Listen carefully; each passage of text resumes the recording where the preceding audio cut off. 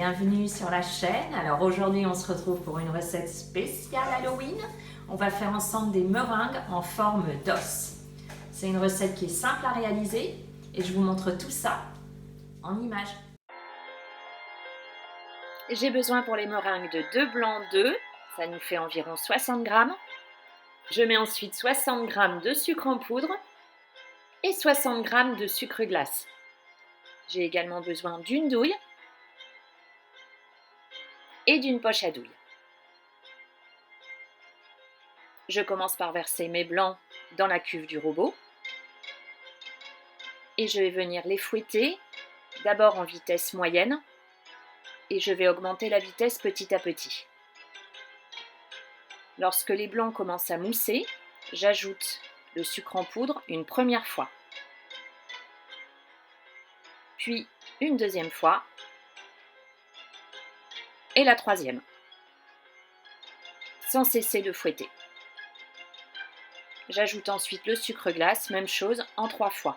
Et là, je suis vraiment en vitesse maximum au niveau de la vitesse du fouet.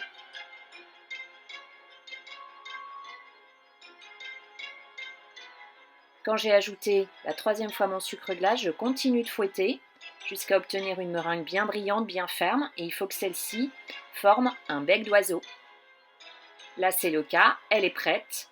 Je vais pouvoir la disposer dans une poche à douille. Et maintenant, donc, je dresse et je vais pouvoir former mes os. Alors, j'en ai fait des gros. Après, la taille, on fait selon les envies.